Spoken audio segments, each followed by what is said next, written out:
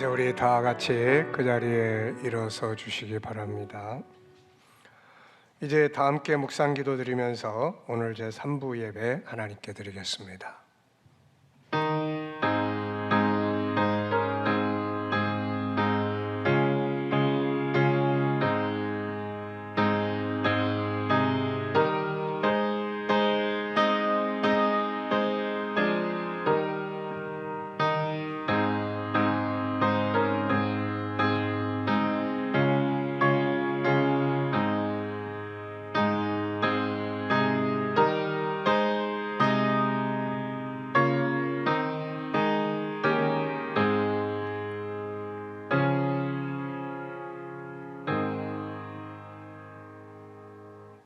살아계신 하나님 아버지, 은혜를 감사합니다.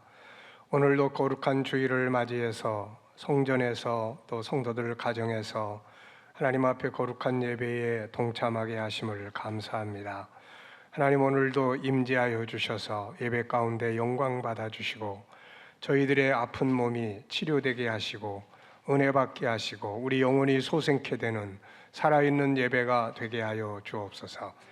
말씀 가운데 역사하여 주시고 성령의 감동과 능력으로 충만하게 하여 주옵소서. 예수님의 이름으로 감사하며 기도하옵나이다. 아멘.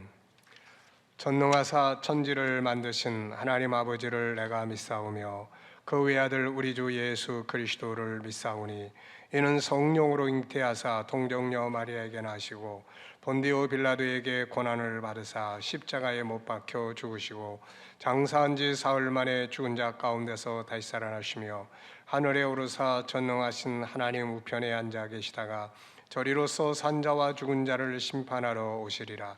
성령을 믿사오며 거룩한 공회와 성도가 서로 교통하는 것과 죄를 사하여 주시는 것과 몸이 다시 사는 것과 영원히 사는 것을 믿사옵나이다.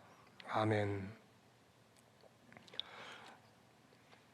교독문 117번을 함께 교독하겠습니다. 찬송가 뒤에 117번 구주강림 3번입니다. 우리 다 같이 함께 읽겠습니다. 시작. 광야와 메마른 땅이 기뻐하며 사막이 백합화 같이 피어 즐거워하며 무성하게 피어 기쁜 노래로 즐거워하며 레바논의 영광과 갈멜과 사론의 아름다움을 얻을 것이라. 그것들이 여호와의 영광 곧 우리 하나님의 아름다움을 보리로다. 너희는 약한 손을 강하게 하며 떨리는 무릎을 굳게 하며 겁내는 자들에게 이르기를 굳세어라. 두려워하지 말라. 보라, 너희 하나님이 오사 보복하시며 갚아주실 것이라. 하나님이 오사 너희를 구하시리라 하라. 그때의 맹인의 눈이 밝을 것이며 못 듣는 사람의 귀가 열릴 것이며 그때의 저는 자는 사슴같이 뛸 것이며 말 못하는 자의 혀는 노래하리니 이는 광야에서 물이 솟겠고 사막에서 시내가 흐를 것임이라. 뜨거운 사막이 변하여 못이 될 것이며 메마른 땅이 변하여 원천이 될 것이며 승냥이 위에 눕던 곳에 풀과 갈대와 부들이 날 것이라. 거기에 대로가 있어 그 길을 거룩한 길이라 일컫는 바들이니 깨끗하지 못한 자는 지나가지 못하겠고 오직 구속함을 입은 자들을 위하여 있게 될 것이라. 아멘. 찬송가 112장을 함께 부르겠습니다.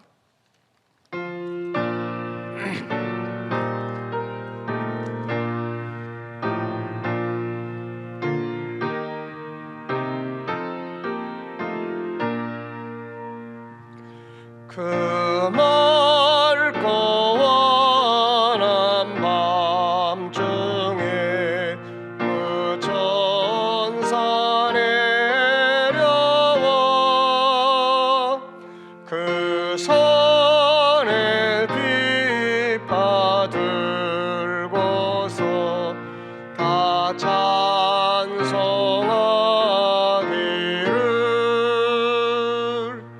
평강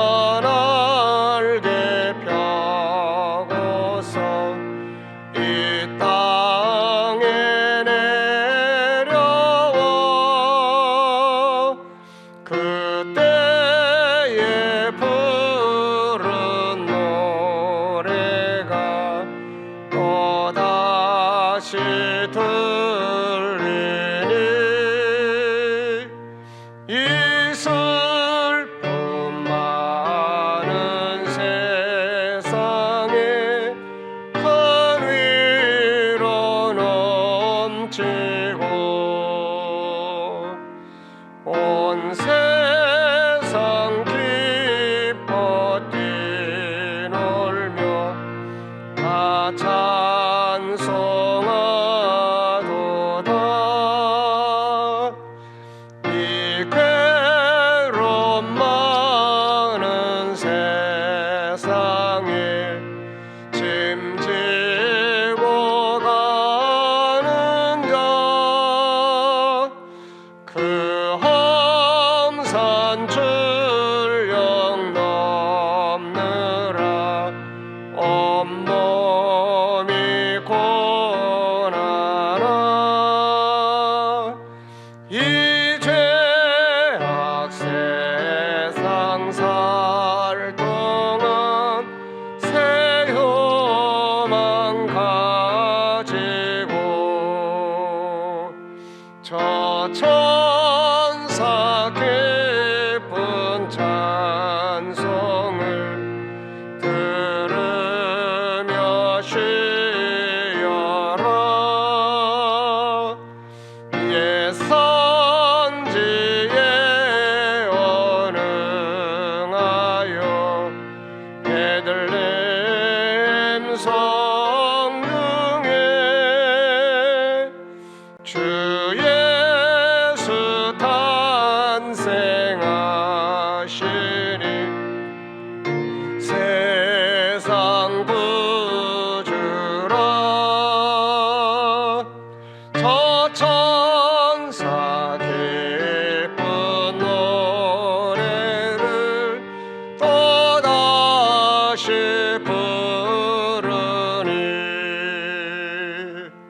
온 세상 사는 사람들 다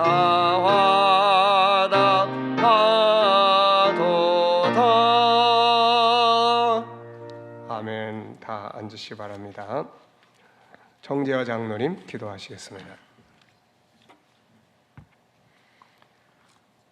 하나님 아버지, 저희들을 택하여 주셔서 구원하여 주시고 자녀로 삼아 주셔서 감사드립니다.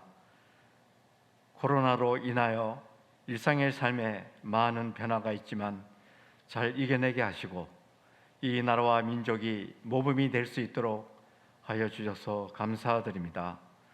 어려움에 처한 자들 위로하여 주시고 더 큰 힘과 믿음 주셔서 온 국민이 슬기롭게 잘 이겨내게 하여 주시며 주님의 역사하심을 알게 되기를 원합니다.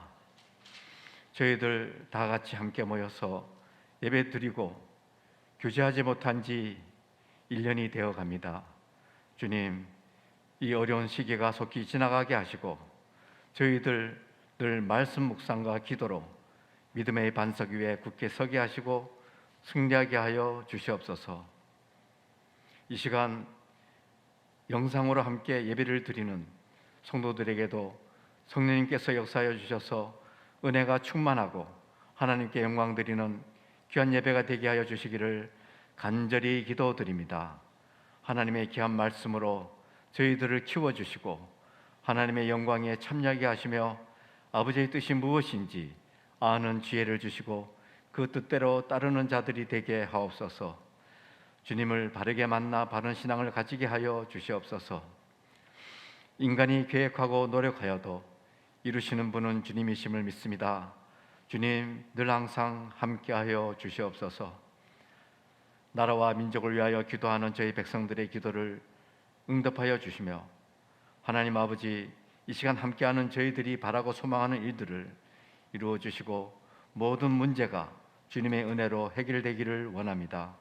병든 육신 치료하여 주시고 영과 육이 강건하게 하셔서 빛과 소금의 역할을 다하게 하시고 모두가 좋은 열매를 많이 맺게 하여 주시옵소서.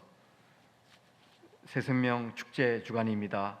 만나고 대면하지 못하지만 여러 가지 방법으로 가족과 친지 이웃을 주님의 품으로 인도하려는 저희들의 수고가 헛되지 않게 하시고 생명을 사랑하시는 주님의 뜻이 이루어지기를 간절히 바라고 원하옵나이다. 특별히 저희 자녀들 축복하여 주셔서 믿음의 반열에 굳게 서게 하시고 복된 삶이 되게 하시며 이 세상에서도 주님의 이름으로 큰 영향력을 끼치며 이 나라와 민족이 다음 세대에는 더 큰 부흥의 역사가 일어나는 은혜를 허락하여 주시옵소서. 영상으로 예배를 준비하는 모든 수고와 저희들의 삶 속에서 주님께 향한 헌신과 기도가 하나님께서 기뻐하시는 산 예배가 되기를 원하오며 예수님의 이름으로 기도드립니다. 아멘.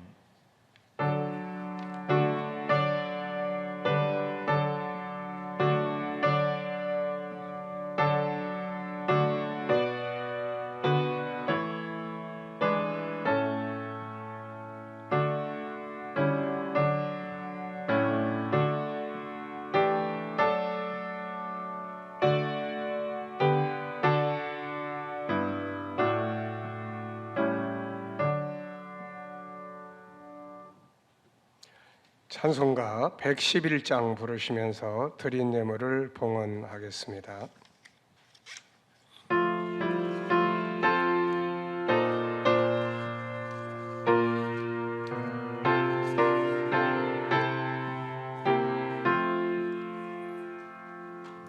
귀중한 법의 합을 주 앞에 드리고 우리의 몸과 마음도 함께 바치세. 진리는 오묘하고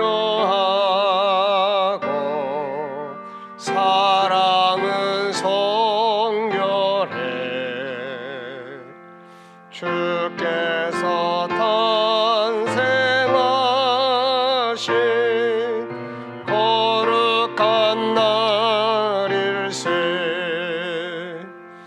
주께서 주시는 은혜 한없이 크오니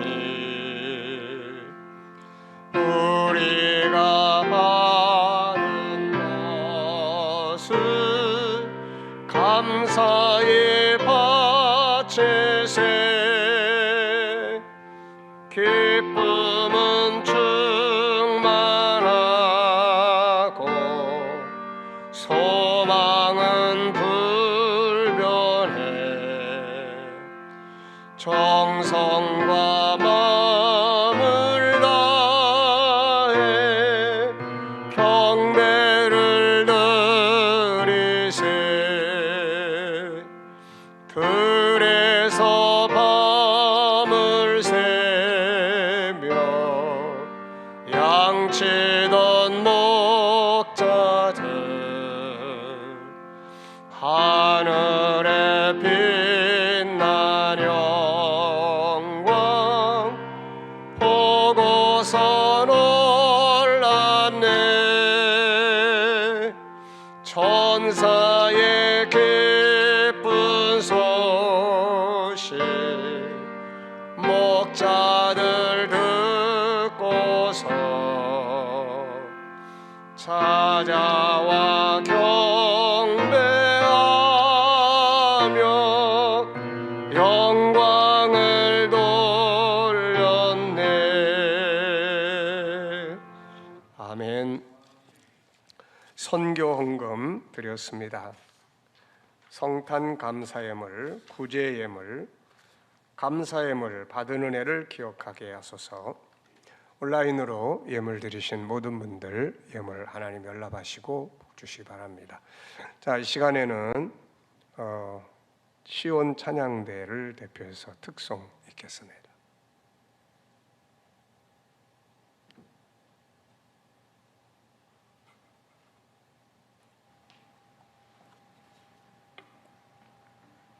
이쪽에 마이크.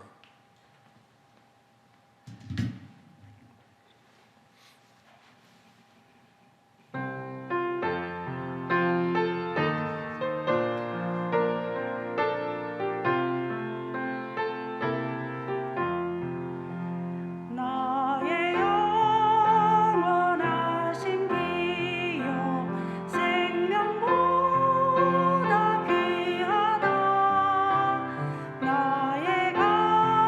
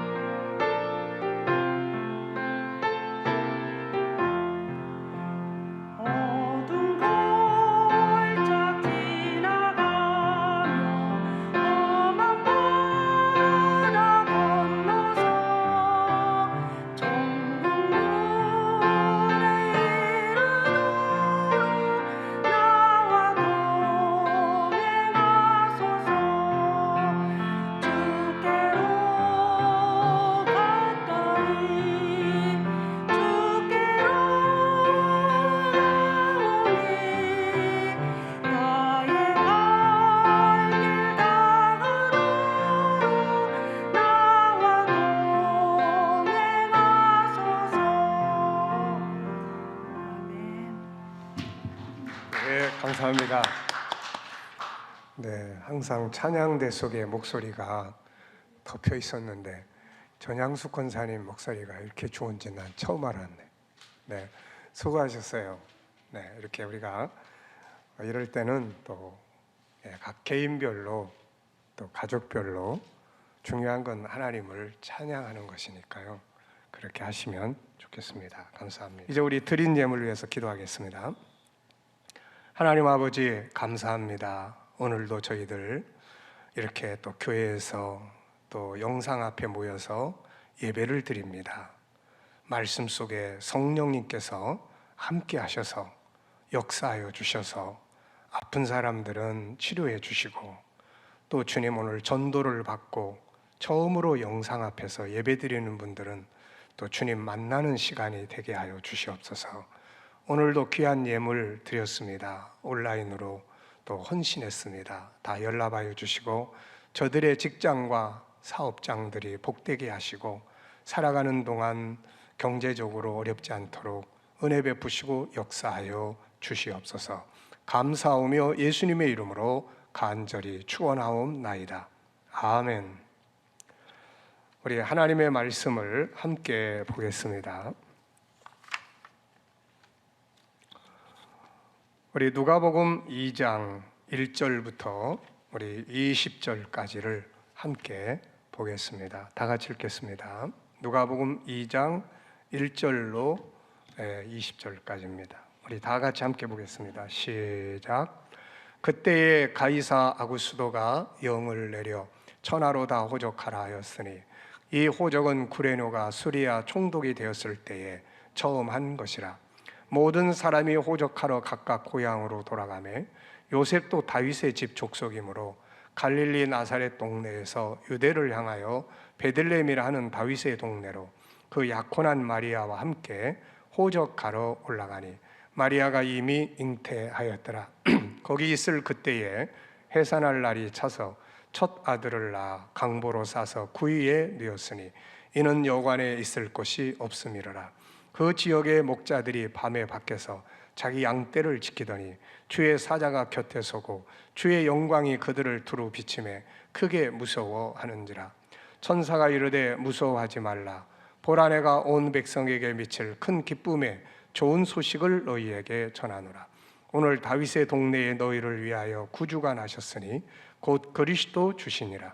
너희가 가서 강보에 쌓여 구유에 누워 있는 아기를 보리니 이것이 너희에게 표적이니라 하더니 호련히 수많은 천군이 그 천사들과 함께 하나님을 찬송하여 이르되 지극히 높은 곳에서는 하나님께 영광이요 땅에서는 하나님이 기뻐하신 사람들 중에 평화로다 하니라. 천사들이 떠나 하늘로 올라가니 목자가 서로 말하되 이제 베들레헴으로 가서 주께서 우리에게 알리신 바 이 이루어진 일을 보자 하고 빨리 가서 마리아와 요셉과 구유에 누인 아기를 찾아서 보고 천사가 자기들에게 이 아기에 대하여 말하는 것을 전하니 듣는 자가 다 목자들이 그들에게 말하는 것들을 놀랍게 여기되 마리아는 이 모든 말을 마음에 새기어 생각하니라. 목자들은 자기들에게 이르던 바와 같이 듣고 본 그 모든 것으로 인하여 하나님께 영광을 돌리고 찬송하며 돌아가니라. 아멘. 할렐루야. 자, 우리 앞뒤로 좌우로 인사 좀 하겠습니다. 네, 반갑습니다. 은혜 많이 받으시기 바랍니다. 오늘도 영상 앞에 계신 분들 환영하고 은혜 많이 받으시기 바랍니다. 오늘 특별히 누군가의 전도를 받고 영상을 통해서 예배에 참여하시는 분들에게 오늘 큰 축복의 날이 되시기 바랍니다.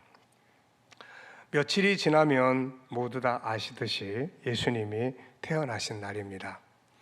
오늘 우리가 읽은 이 본문 말씀은 예수님이 태어나실 때의 상황을 기록한 말씀입니다. 이 말씀 속에 오늘 우리가 설교를 들을 주제가 들어 있습니다. 10절 말씀을 보면은 이런 말씀이 나오죠. 내가 온 백성에게 미칠 큰 기쁨의 좋은 소식을 너희에게 전하노라. 예수님의 태어나심은 어느 한 사람도 아니고 온 백성, 높고 낮음도 없고 민족적 차별도 없고 어느 나라 한 나라만이 아니고 한 개인도 아니고 온 백성에게 미칠 큰 기쁨의 좋은 소식이었습니다. 큰 기쁨의 좋은 소식, 이 내용이 뭘까요? 11절에 보면은 온 백성에게 미칠 큰 기쁨의 좋은 소식이 뭔가를 소개를 했는데요. 다윗의 동네에 너희를 위하여 구주가 나셨으니 곧 그리스도 주시니라. 우리의 구주, 구세주가 태어났기 때문에 이것이 바로 온 세상에 기쁜 소식이라는 것입니다. 인류에게 피해를 끼치고 우리 인간을 고통스럽게 하고 우리 인간을 망하게 하는 분이 태어난 소식이 아니라 우리를 살리는 분의 태어난 소식이기 때문에 큰 기쁨의 좋은 소식이 되는 것이죠. 자, 예수님의 탄생이 여러분들에게는 어떤 소식입니까? 기쁜 소식인가요? 우리가 이것을 조금 바꿔서 생각을 해보면, 자, 예수 믿으면 뭐가 좋아요? 라는 말을 할 수 있어요. 예수 믿으면 뭐 좋아요? 자, 여러분, 예수 믿으면 뭐가 좋습니까? 네, 이게 있어야 예수님의 탄생이 기쁜 소식이 되는 거거든요. 예수 믿는 게 뭐가 좋아요? 혹시 오늘 누군가의 전도를 받아서 이 말씀을 듣고 있는 분이 계시다면 자기를 전도하신 분에게 이렇게 한번 물어보세요. 예수 믿으면 뭐가 좋아요? 뭐가 좋아요? 만약에 그분이 별로 좋은 거 없어요 그러면은 굳이 뭐 예수 믿을 필요 뭐 있겠어요? 네, 뭐가 좋습니까? 예수님의 탄생이 모든 사람들에게 기쁜 소식이라고 했는데 저와 여러분들에게는 예수님이 뭐가 좋은가요? 자, 오늘은 제 이야기를 통해서 저는 이 말씀을 보면서 정리를 했습니다. 만약에 우리 이번에 새 생명을 통해서 축제를 통해서 누군가가 전도를 받고 이 말씀을 들을 텐데 그렇다면은 나는 과연 예수님이 어떤 분이기에 그분에게 예수를 좀 믿으라고 말해볼 수 있을까? 예수님은 나에게 어떤 분인가? 그분은 나에게 어떤 좋은 것을 주시는 분인가? 우리가 누군가가 나에게 좋은 거 많이 주면 우리가 뭐라 그래요? 아, 그분 참 좋은 분이야. 그러잖아요. 좋은 거 많이 주면. 어때요? 여러분들에게 예수님은 좋은 분이세요? 나쁜 분이세요? 좋은 분이에요? 나쁜 분이에요? 왜 좋은 분이죠? 네, 그분이 왜 좋으신 분인가요? 큰 기쁨의 좋은 소식. 저는 정리해 보니까 그분이 저한테 좋은 걸 너무 많이 주셨어요. 그래서 그거 다 이야기하려면 어렵고 시간 많이 걸리니까 몇 가지만 정리를 했습니다. 예수님을 통해서 그분이 나에게 주신 것, 그분이 나에게 주신 좋은 것. 그래서 예수님 그러면 나한테는 기쁜 소식. 이 세상의 어떤 것보다도 예수님 이야기, 그러면 나에겐 기쁜 소식, 중요한 소식이 되는 거죠. 예수님이 저에게 주신 좋은 것, 첫 번째는 저 자신을 찾을 수 있도록 해주신 일이에요. 사람이 세상에 태어나서 가장 중요한 것이 뭐라고 생각하십니까? 우리는 먹고 마시고 살아가기 위해서 돈도 벌어야 되고 그런 일들을 하게 돼요. 먹고 마시고 사는 것이 참 중요하죠. 그런데 저에게 있어서는 사실 그것과 다 연관이 있지만은 제가 누구인지를 찾는 일이었습니다. 어느 날 제가 목사가 된 뒤에 서울대병원에 신방을 갔어요. 그런데 어린아이 하나가 간호원들과 놀고 있었어요. 7, 8살쯤 돼 보였습니다. 환자복을 입었는데 간호원들과 즐겁게 놀고 있었어요. 그런데 한 간호원이 걱정을 하고 있는 거예요. 그 이야기를 가만히 들어봤더니 이 아이가 상처는 없는데 기억을 못 한다는 거예요. 사고를 만나서 병원에 왔는데 집이 어딘지, 자기가 누군지, 부모가 누군지 아무것도 모른다는 거예요. 이제 보내야 되겠는데 어디로 보내야 될지를 모르겠다는 거예요. 제가 그 이야기를 들으면서 무슨 생각이 들었겠어요? 아, 저게 인간의 인생의 모습이구나. 인생의 모습이구나. 어디서 왔는지, 어디로 가야 하는지, 자기가 누군지도 모르고 살아가는 저 모습. 겉에는 아픈 게 없으니까 웃고 놀고 있지만 어디로 가야 되는지, 자기 부모가 누군지도 모르고 사는 그 슬픔을 가지고 있는, 이게 인생의 모습이구나 하는 생각을 해봤습니다. 여러분, 사람이 뭐가 불쌍하겠어요? 자기가 누군지 모르고 어디로 가는지 모르고 사는 것 아니겠습니까? 저는 모태신앙인으로 태어나서 살았어요. 교회를 일찍 다녔습니다.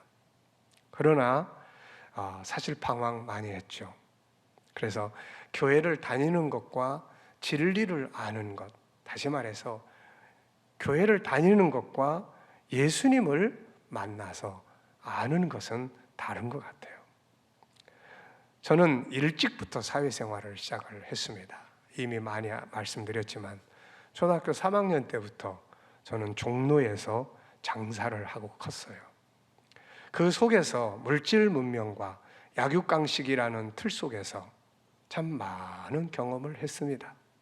사기도 당해보고 주먹질도 당해보고 가장 친했던 그 친구가 나를 바로 앞에서 모른 척하고 무시하면서 그랬던 것도 경험도 해보고, 세상은 물질 문명이 중심이에요.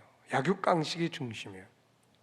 그래서 그런 삶을 살아가면서 도대체 왜 나는 이렇게 가난하고 찌들은 가정에 태어나서 이렇게 세상을 힘들게 어린 시절부터 살아가야 되는 걸까? 그러면서 참 많이 울기도 했고 한탄하기도 하면서 살았어요. 그러다 보니까 자연적으로 철학자 아닌 철학을 하게 되더라고요. 도대체 나는 누군가? 나는 왜 왔나? 우리 부모는 왜 나를 낳으신 건가? 그런 생각들을 하다가 어느 날 성경을 통해서 나를 보게 됐어요. 천하보다도 귀한 나를 만나게 된 거죠.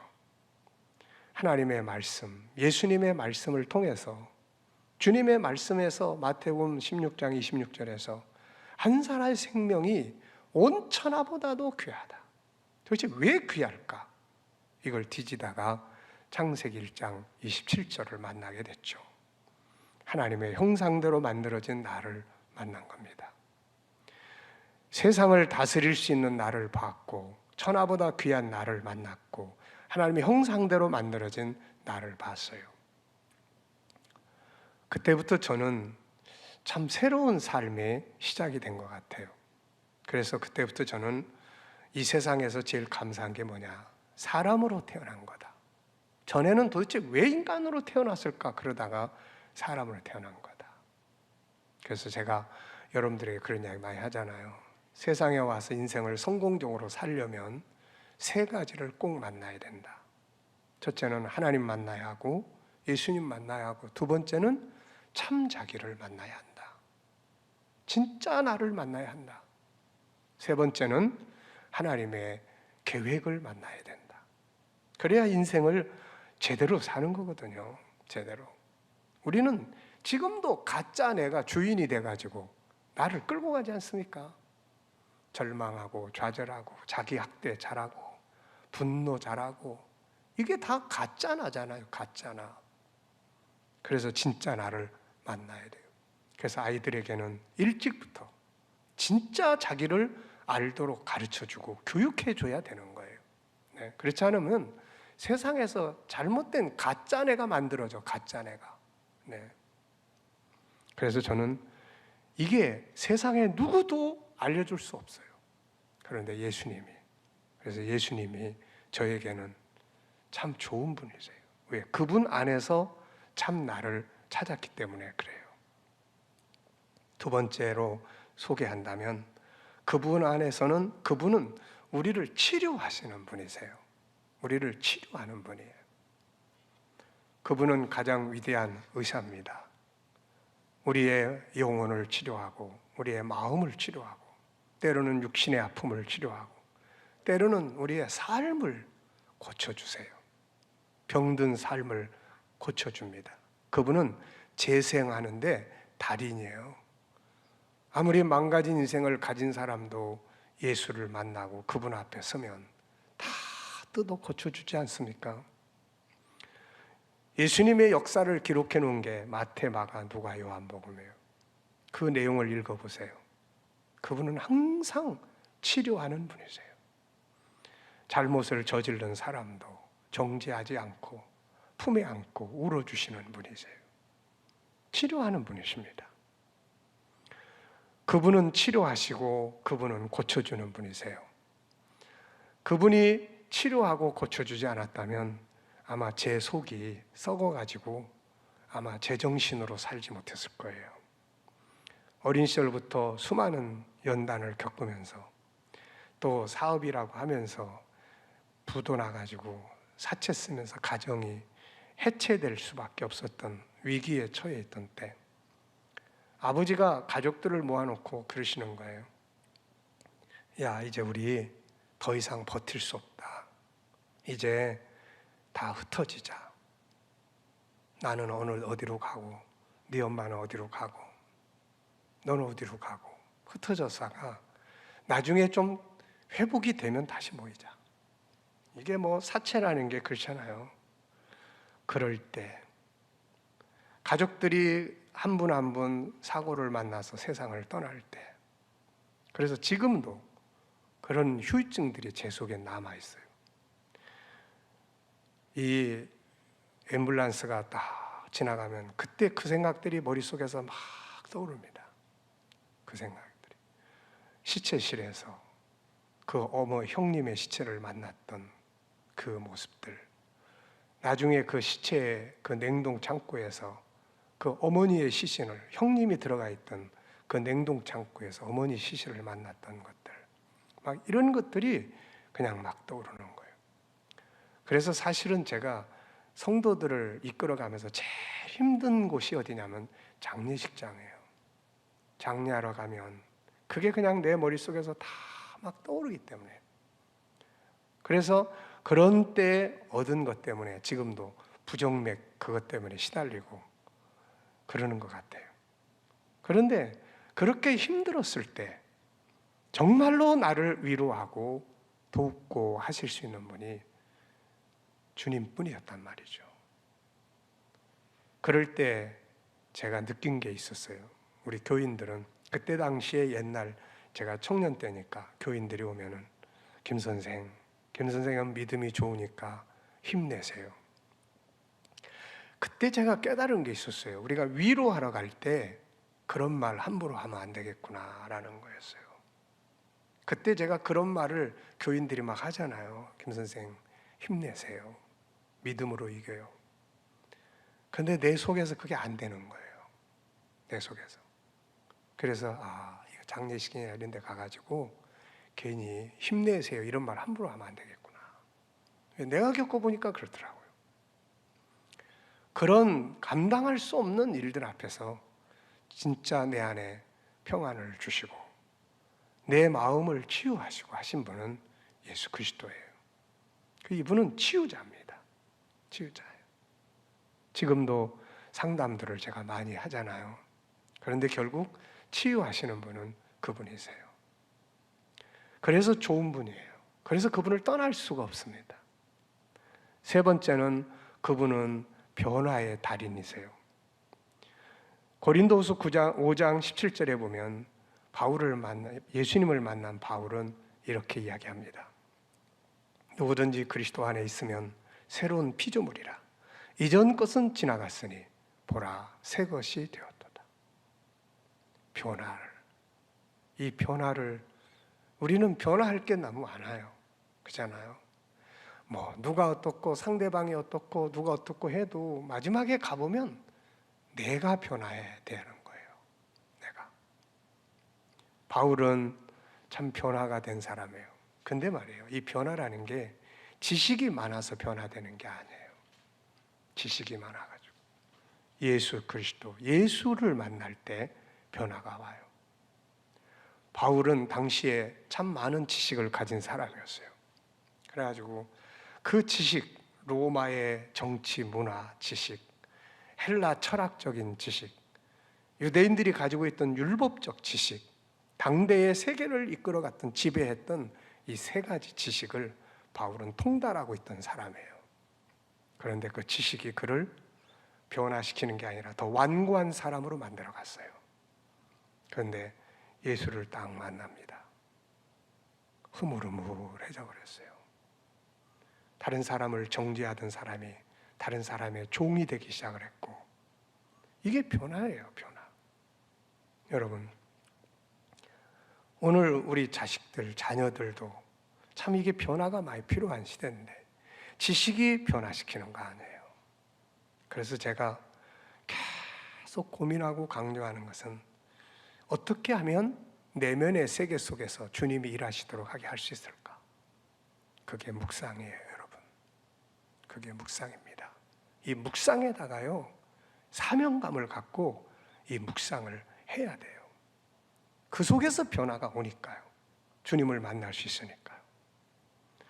어떤 분의 이런 분이 이야기가 있어요. 이 사람은 별로 아는 지식이 없어. 예수는 믿는데 성경 지식이 별로 없어요. 한 사람은 성경 지식이 많은 사람이에요. 그래서 이 두 사람이 이야기를 나누기 시작을 했어요. 성경 지식이 많은 사람이 성경에 예수님이 하신 이야기들을 막 이야기를 했어요. 그러면서 이거 아냐고 그랬더니 성경 지식이 없는 사람이 난 잘 모르겠네.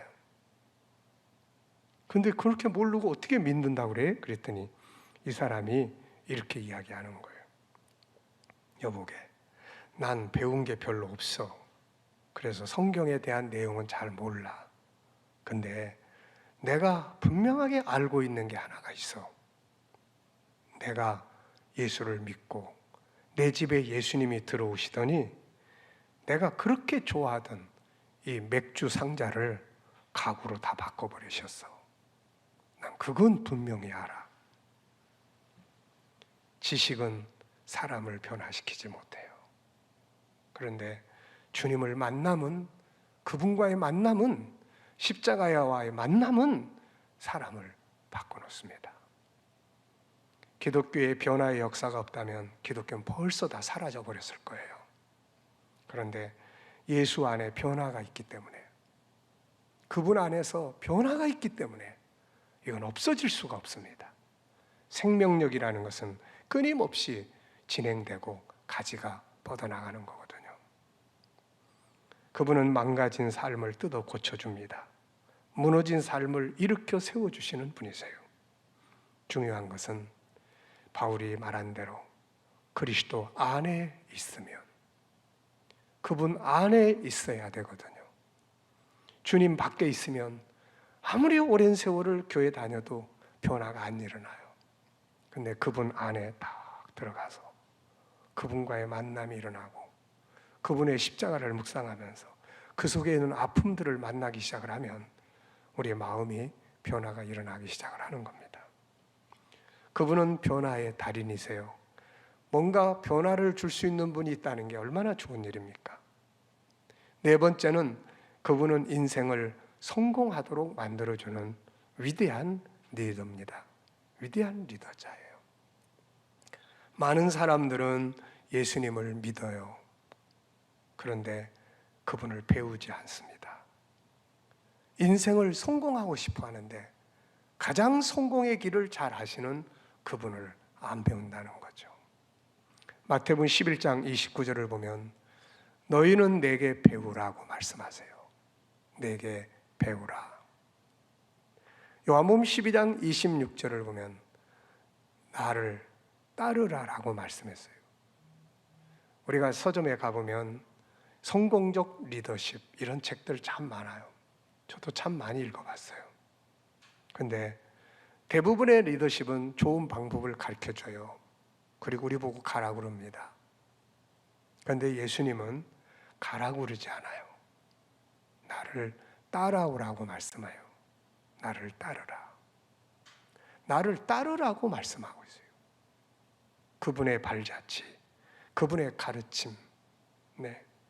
그 가르침 하나를 배워가지고 그 가르침 하나를 따라가면 그게 행복해지고 관계는 회복되고 삶은 아름답게 발전하고. 여러분, 예수님에게 배운 게 뭐가 있으시죠? 뭘 배우셨나요? 10년, 20년이 아니라 그분으로부터 뭘 배우셨나요? 원수를 용서하는 방법을 배우셨나요? 온유한 걸 배우셨나요? 아니면 사랑을 배우셨나요? 아니면 뭘 배우셨나요? 주님은 우리에게 자기를 배우라고 말씀하셨어요. 그분은 최고의 가르침을 주신 분이세요. 그분은 우리에게 가장 위대한 리더자의 발자취를 남겨놓으셨어요. 그 길로 가면 성공합니다. 예수님의 길로 가는데 성공하지 못했다는 분들이 계시면 나중에라도 한번 저한테 오셔보세요. 내가 예수님의 길로 갔는데 내가 왜 성공하지 못하고 나 이렇게 실패했는지 모르겠어요. 한번 분석해 보게요. 정말로 내가 간 길이 그분이 간 길이 맞는지, 그렇다면 좀 더 기다려 보세요. 그게 아니라면은 내가 가던 길을 바꿔요.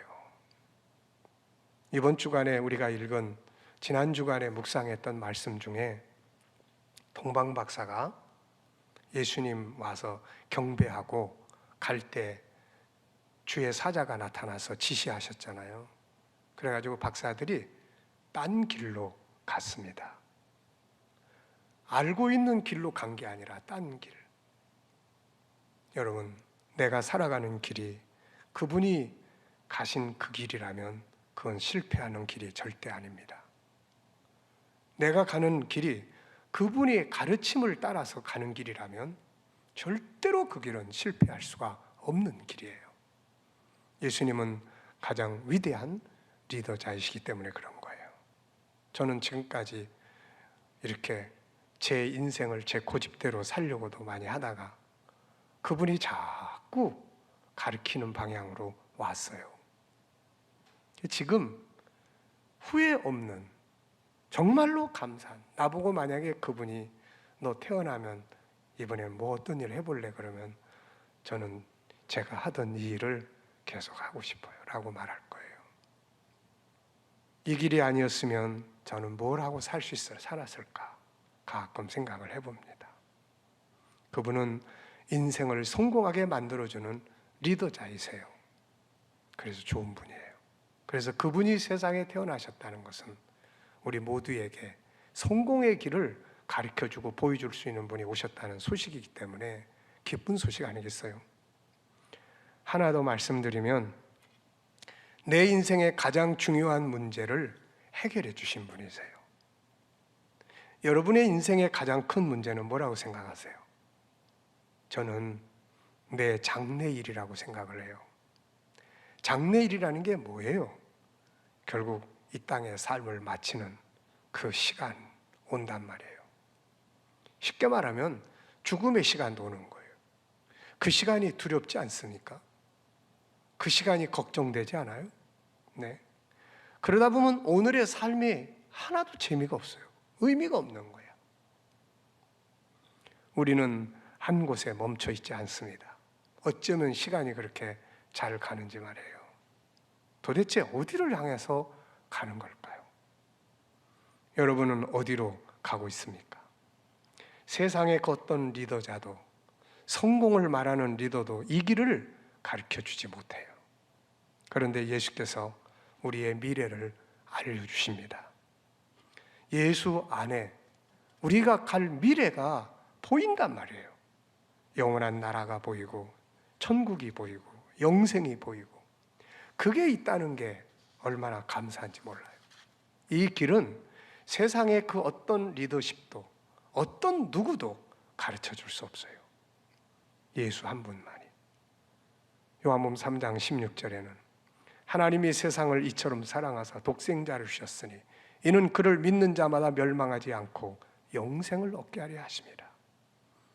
몇십 년 뒤면, 어쩌면 몇 년 뒤면 그 자리에 가야 될지도 모를 우리들의 인생 아닙니까?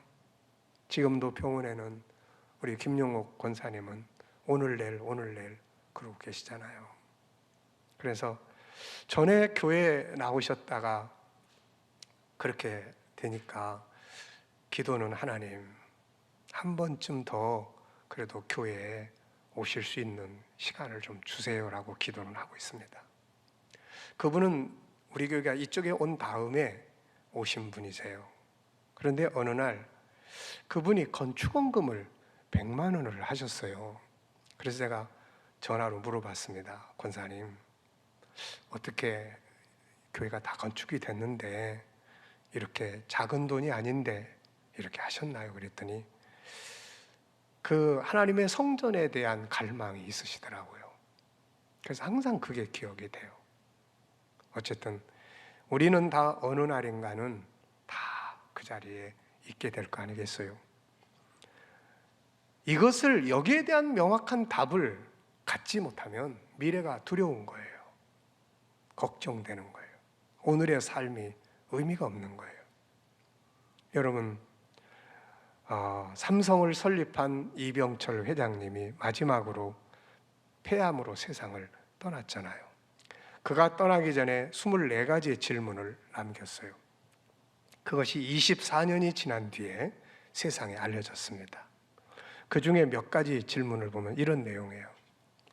7번째인데 24가지 중에 7번째. 예수는 우리의 죄를 속죄하기 위해 죽었다는데 우리의 죄란 무엇인가? 10번째. 영혼이라는 게 뭔가? 14번째.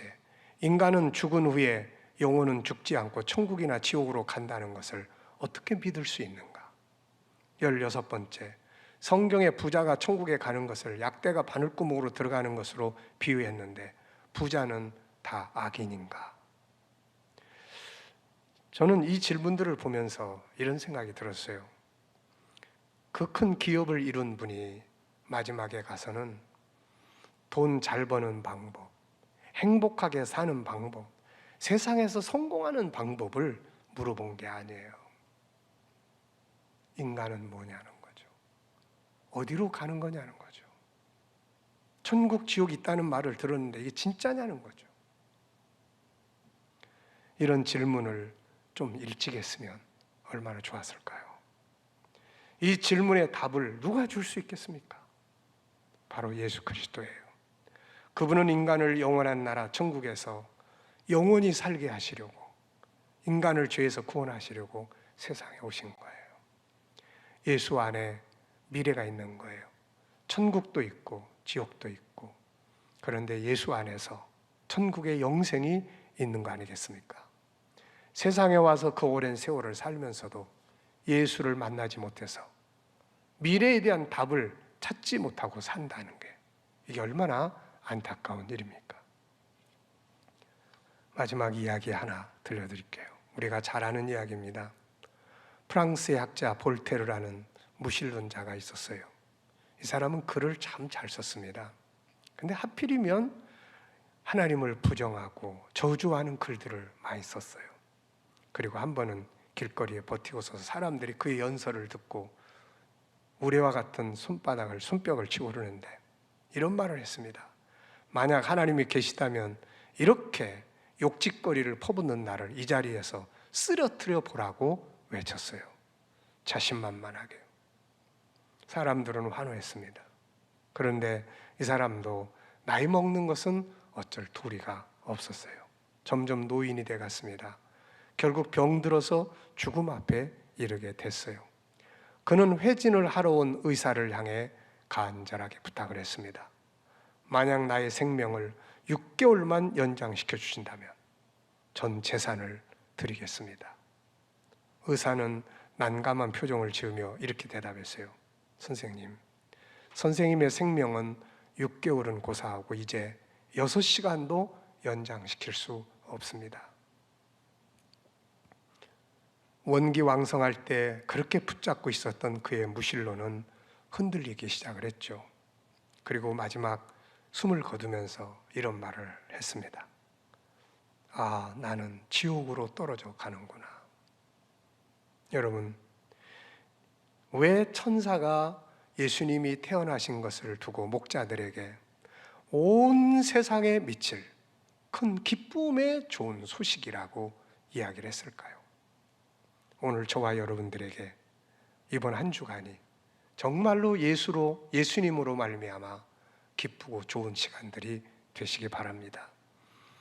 우리가 찾고 있는, 우리가 이루고 싶어하는 모든 꿈은 예수 그리스도 안에서 다 있습니다.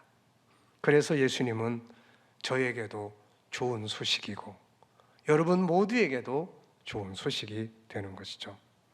오늘 예수 그리스도의 탄생이 여러분 모두에게 정말로 치료받아야 될 분들은 치료자의 소식으로, 변화가 필요한 분들은 변화의 주인공으로, 우리를 이끌어 가실, 우리를 위대한 성공을 기대하시는 분들은 인생을 위대한 성공으로 이끌어 주실 분의 탄생으로, 우리 인생에 나를 찾아주시는 분으로, 그리고 내 인생의 가장 중요한 내 미래, 영생과 영원한 나라의 이 주인공으로 여러분들에게 만남이 있기를 바랍니다.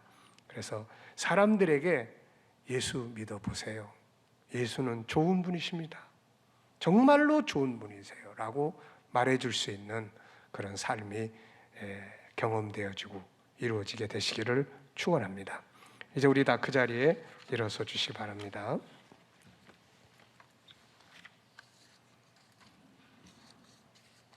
기도하겠습니다. 주님, 이 땅에 오셔서 너무 감사합니다.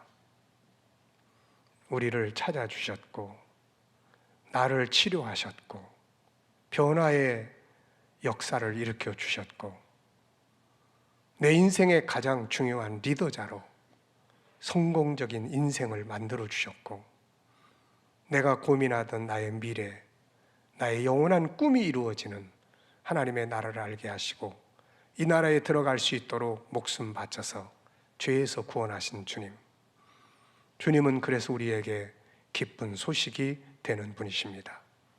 이번 한 주간 우리 모든 성도들, 특별히 오늘 누군가의 전도를 받고 이 말씀을 듣는 자들이 있다면 그들에게 주님 만나 주셔서 예수님이 정말로 자신의 인생 속에 기쁜 소식이었다고 하는 이 간증을, 고백을 나눌 수 있도록 은혜 베풀어 주시옵소서. 지금은 우리 구주 예수 그리스도의 은혜와 하나님 아버지의 무한하신 사랑과 성령님의 충만하신 은혜가 오늘도 성전에서, 가정에서 주님 앞에 모여 예배드린 모든 성도들 가운데 이제부터 영원히 함께 하옵시기를 간절히 축원하옵나이다. 아멘.